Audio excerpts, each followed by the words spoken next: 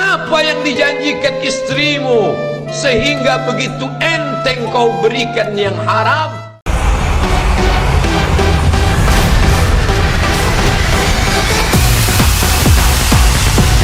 Berapa atasanmu sanggup memberi gaji sehingga begitu enteng kau tinggalkan sholatmu?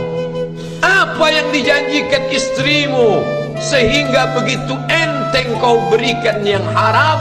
Hanya rayuan sesaat, padahal dia pun akan meninggalkanmu sebelum masa tua tiba. Apa yang dijanjikan anak-anakmu? Ayah, kami akan menjagamu di hari tuamu nanti, maka berikan kami yang kami inginkan. Belikan kami rumah yang besar, belikan kami kendaraan yang mewah. Nanti setelah hari tua kami akan menjagamu, kata mereka. Tapi setelah kita tua, dosa-dosa begitu banyak terkumpul, mereka pun meninggalkan kita di panti jompo yang penuh dengan kesunyian, hening, sepi. Suara cucu tak terdengar menangis karena mereka pun malu mengakui kita sebagai orang tua. Suapkanlah yang haram ke mulut mereka, berikanlah yang batil ke dalam perut mereka. Itu hanya akan menjadi azab di dunia sebelum hari kiamat tiba. Ish masyikta, hiduplah sesuka hatimu. Ish masyikta, apa yang mau kau makan, makanlah. Apa yang akan kau bekerjakan, kerjakanlah. Fa innaka mayyit, tapi ingat, kau akan menjadi mayat, kau akan mati. Semua akan diminta pertanggungjawaban di hadapan Allah Subhanahu wa ta'ala. Hari ini orang boleh tertawa, hari ini orang boleh merasa dunia dia yang punya, tapi sampai masanya yang hijau akan berubah menguning, yang kuning akan mati, yang mati akan menjadi debu, yang debu ditiup angin hampa tak bermakna. Lalu apa yang akan dibawa menghadap Allah Subhanahu wa ta'ala? Amal saleh. Kalau pernahlah mulut itu membaca sepotong dua potong ayat sebelum berangkat bekerja, kalau sempatlah masuk ke kamar mandi mengambil air wudhu, solat sunat duha sebelum berangkat bekerja, kalau sempatlah ketika duduk dalam suasana santai membuka iPad lalu dibuka Quran digital sambil melihat beberapa ayat merenungkan maknanya mengingat mati, kalau sempatlah mulut mengucapkan subhanallah wa bihamdihi subhanallahil azim, kalau sempatlah anak istri dibawa ke masjid iktikaf mendengarkan pengajian, kalau sempatlah beberapa persen dari pendapatan itu dilimpahkan ke rumah anak yatim panti jompo masjid, kalau sempatlah beberapa meter tanah dibeli untuk pembebasan mendirikan rumah Allah, kalau sempat memberikan beberapa karpet untuk rumah yang selalu ditinggalkan, kalau sempatlah membelikan beberapa kilo beras untuk yatim piatu dan panti jompo,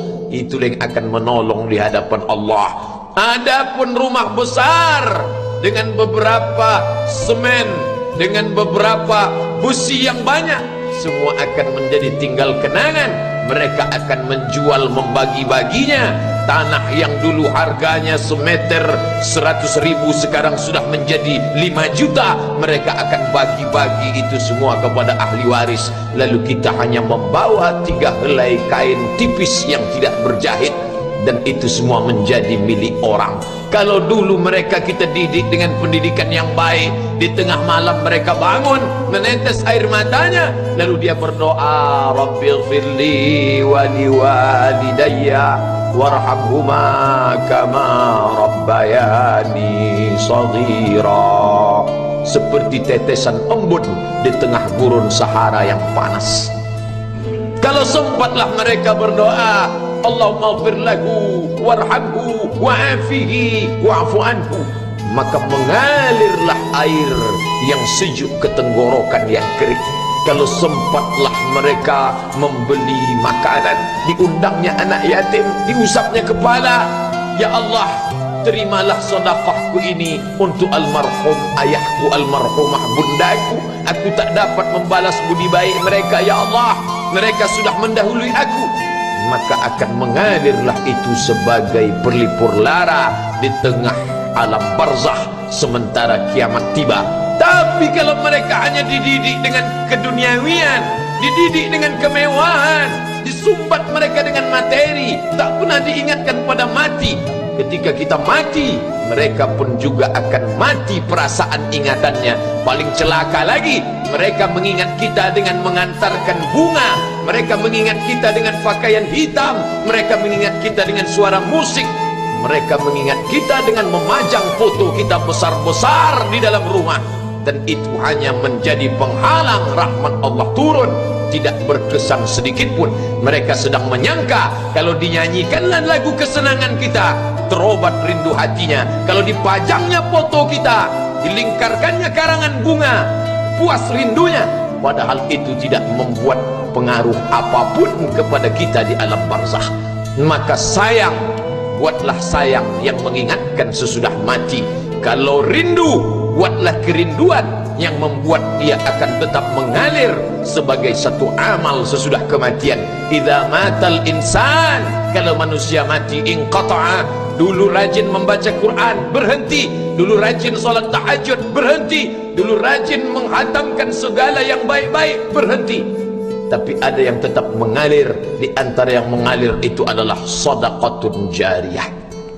Sempat membelikan beberapa bungkus nasi, nampak orang tua di panti jompo menyuap nasi itu, menggeletar tangan mereka karena usia lanjut, menetes air mata. Kita bukan sedang melihat orang tua, kita bukan sedang melihat orang lain.